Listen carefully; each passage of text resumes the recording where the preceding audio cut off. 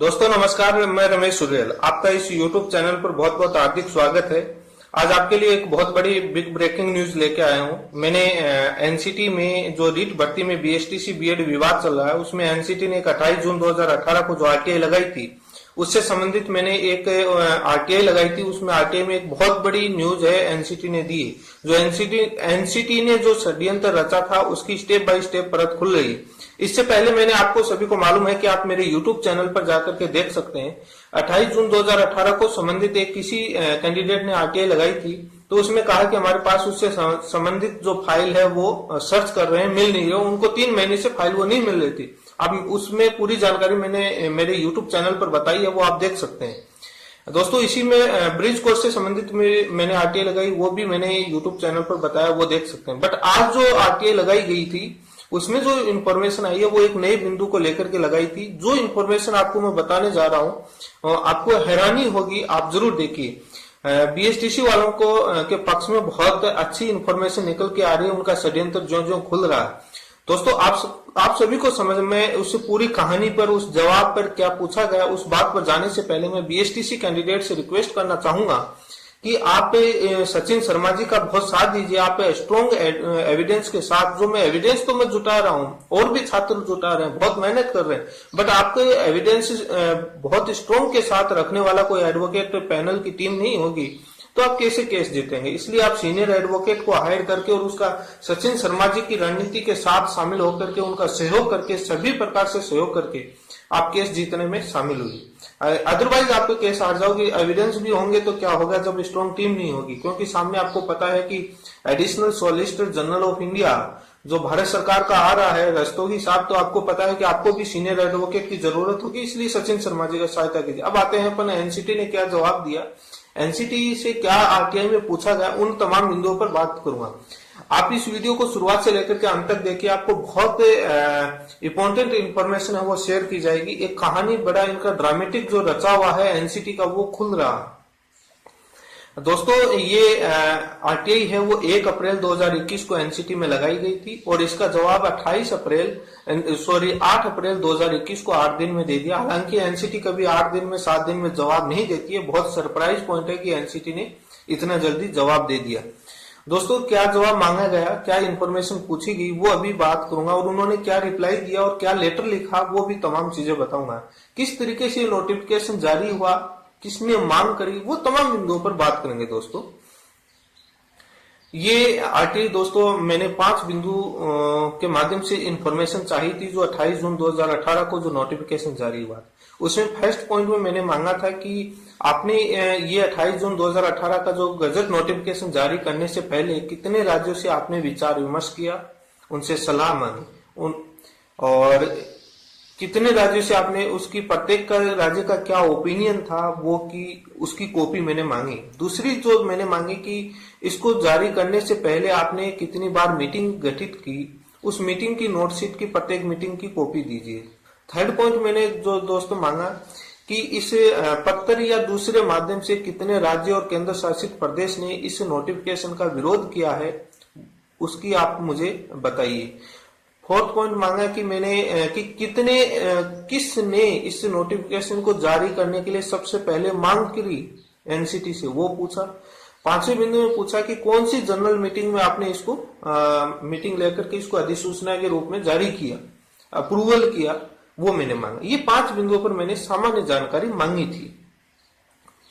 अब दोस्तों आप सभी को मालूम है कि एक मैंने पहले भी वीडियो बनाया था जिसमें मेरे YouTube चैनल पर आप सभी का मिल जाएगा कि उसी 28 जून 2018 को जो किसी कैंडिडेट ने आरटीआई लगाई थी, जिसमें मांगा था कि इसकी फाइल की मीटिंग की नोटशीट की, तो वो बोले कि उससे संबंधित सूचना मांगी, तो बोले कि हमारे पास फाइल सर्च कर रहे हैं, उनको 3 महीने से फाइल मिल नहीं रही थी। अभी उनको जो मैंने मांगी उसी में इंफॉर्मेशन दूसरी थी, बट उस फाइल से संबंधित मांगी तो कई सूचनाएं हैरान करने वाली सामने आई है।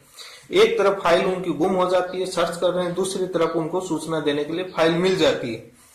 यही तो इनका षड्यंत्र है दोस्तों, इसको समझने की कोशिश कीजिए। अभी इनका जवाब क्या आया वो आप देखिए। दोस्तों इन्होंने जवाब है 2 माध्यम से दिया। एक शॉर्ट में मुझे रिप्लाई में लिखा है, दूसरा एक पत्र साथ में दिया। उस पत्र में क्या लिखा है वो भी बात करेंगे। उससे पहले शॉर्ट में जो 2 लाइन में जो रिप्लाई लिखी है वो लिखेंगे। कि एनसीटी ने निर्णय लिया था या किसी और ने निर्णय लिया था, वो अभी इसमें पता चलेगा। रिप्लाई में लिखा है कि the notification dated 28 June 2018 has been issued on the direction of ministry of education under section 29 of the NCT act 1993। Copy of letter from ministry of education dated 30 May 2018 is enclosed which is self explanatory. इसमें लिखा है कि भारत सरकार के शिक्षा मंत्रालय ने हमको निर्देश दिए थे, उसके आधार पर हमने जारी किया है, और जो लेटर हमको दिया था निर्देश देने के लिए 30 मई 2018 को दिया था, वो आप पढ़ सकते हैं, उसमें सब कुछ एक्सप्लेन है। ये बात उन्होंने 5 बिंदुओं का जवाब न देते हुए राज्यों से सलाह मशवरी करी या नहीं करी, किसने विरोध किया, किस मीटिंग में, कितनी बार मीटिंग, कुछ भी नहीं बताया। इसका मतलब कुछ नहीं हुआ, न किसी राज्य से सलाह मशवरी ली गई, न कोई जनरल मीटिंग हुई। अब जो कहानी जो इस पत्र में लिखी गई है वो आपको बताऊंगा मैं दोस्तों। जो आरटीआई लगाई गई वो आपकी स्क्रीन पर है, आप देख सकते हैं। जो पूछा गया वो आपकी स्क्रीन पर आप देख सकते हैं। इसी के साथ जो रिप्लाई आया वो भी आपकी स्क्रीन पर है, आप पढ़ सकते हैं। मैंने पढ़ के बता दिया, आप खुद पढ़ सकते हैं।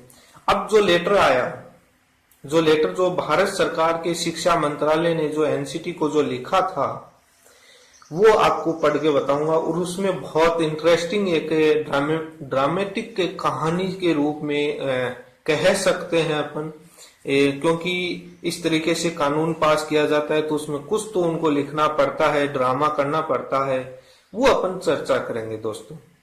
वो लेटर आपके स्क्रीन पर है, आप देख सकते हैं उस लेटर में क्या लिखा गया है। अभी उसको एक्सप्लेन करके मैं पढ़ के बताऊंगा दोस्तों। ये लेटर दोस्तों भारत सरकार शिक्षा मंत्रालय ने 30 मई 2018 को एनसीटी को लिखा था, और इसके डायरेक्टर जो लिखने वाले थे भारत सरकार के, वो ऋषि शर्मा जी थे। अब इस लेटर में क्या लिखा गया है वो मैं आपको पूरी कहानी बताते हुए चलूंगा। इस लेटर में बताया गया है कि सबसे पहले मांग केंद्रीय विद्यालय संगठन ने करी थी, वो 12 अप्रैल 2018 को पत्र लिख करके भारत सरकार शिक्षा मंत्रालय को और एनसीटी को कहा था कि आप इसमें बीएड वालों को शामिल करो। उसका कारण उन्होंने बताया कि insufficient number of eligible DLD candidates due to low pass percentage of TET exam. ये मैंने शॉर्ट में लाइन बोल के बताई है। जो इसमें 4 बिंदुओं के माध्यम से जो लेटर में इंफॉर्मेशन लिखी गई है वो मैं आपको शॉर्ट में और चीज बताते हुए चल रहा हूँ। उन्होंने कारण बताया कि टेट पास किए हुए कम प्रतिशत वाले डीएलडी जो बीएसटीसी वाले छात्र हैं, इसलिए आप इनको बीएड वालों को शामिल कीजिए। उन्होंने कारण बताया और उनको भारत सरकार शिक्षा मंत्रालय को पत्र लिखा। भारत सरकार शिक्षा मंत्रालय ने 23 मई 2018 को एनसीटी को पत्र लिखा, और एनसीटी ने उस पत्र में जो एमएचआरडी को बताया कि हमारे पास से कोई ऑब्जेक्शन नहीं है, आप शामिल कर सकते हैं। ये एनसीटी ने भारत सरकार के शिक्षा मंत्रालय को पत्र के माध्यम से, जो पत्र में लिखी गई है वो ही बता रहा हूं, आपकी स्क्रीन पर है, कि हमारे को कोई ऑब्जेक्शन नहीं है, आप कंसीडर कर सकते हैं, आप इम्प्लीमेंट कर सकते हैं। उसके बाद दोस्तों इस कहानी के बाद 30 मई 2018 को ये जब एनसीटी का कोई ऑब्जेक्शन नहीं होता है तो 30 मई 2018 को भारत सरकार शिक्षा मंत्रालय एनसीटी को एक वापस लेटर लिखता है। ठीक है, आपको कोई आपत्ति नहीं है तो आप जो लास्ट में लिखा गया वो मैं पढ़ के सुनाता हूं, उसके बाद अर्थ बताऊंगा। It is therefore requested that the draft notification to amend the NCT regulations may please be submitted to this ministry. This may please to treated as most urgent. बहुत अर्जेंट थी क्योंकि सब 2 महीने में खेल और षड्यंत्र रचा जा रहा था। तो कहा कि इसकी ड्राफ्ट और इसके नोटिफिकेशन के आप एक पेज वाइज फाइल अच्छी सी बना करके आप हमको भेजो ताकि हम बहुत जल्दी इसको करें, क्योंकि केंद्रीय विद्यालय मांग कर रहा है। उन्होंने 28 जून 2018 को नोटिफिकेशन जारी कर दिया। 30 मई को वहां से लेटर मिलता है एनसीटी को। उसके बाद एनसीटी वापस उनको जवाब भेज देती है ड्राफ्ट बना करके, उसके बाद वो नोटिफिकेशन जारी हो जाता है।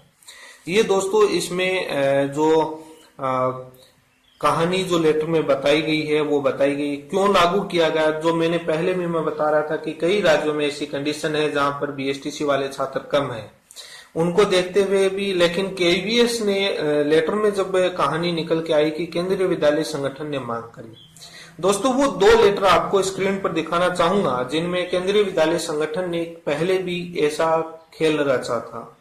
वो आपकी स्क्रीन पर आप देखिए। केंद्रीय विद्यालय संगठन ने पहले भी 2 बार एनसीटी को पत्र लिख करके मांग करी थी कि बीएसटीसी वाले जो प्राइमरी टीचर के पोस्ट है उसमें बीएड वालों को शामिल किया जाए। उस समय एनसीटी ने दोनों बार केंद्रीय विद्यालय संगठन केवीएस को मना कर दिया था कि आप उनको शामिल नहीं कर सकते, उनको अपॉइंटमेंट नहीं दे सकते बीएड वालों को। उस समय भी ब्रिज कोर्स चल रहा था, लेकिन इस बार शामिल कर लिया।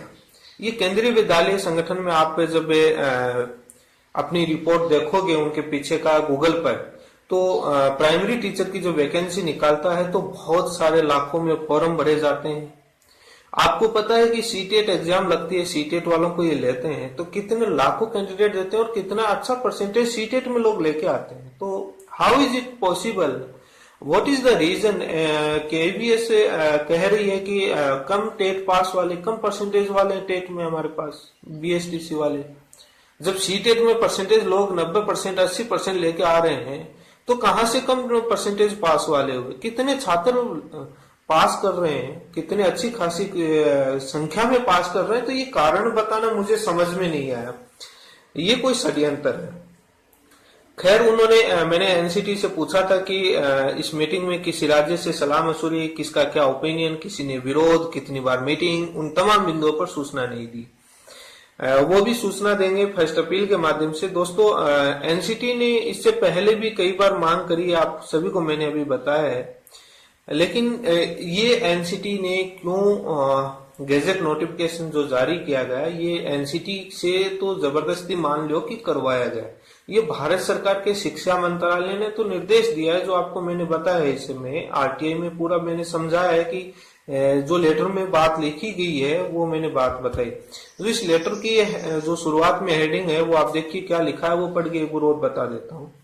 Kindly refer to the letter of E1 number dated 12/4/2018 regarding the request of Kendriya Vidyalaya Sangathan for recruiting primary teacher with higher qualification BSc B.Ed plus state pass and letter number NCT REG जो letter number है dated 23 May 2018 received from NCTE regarding the same।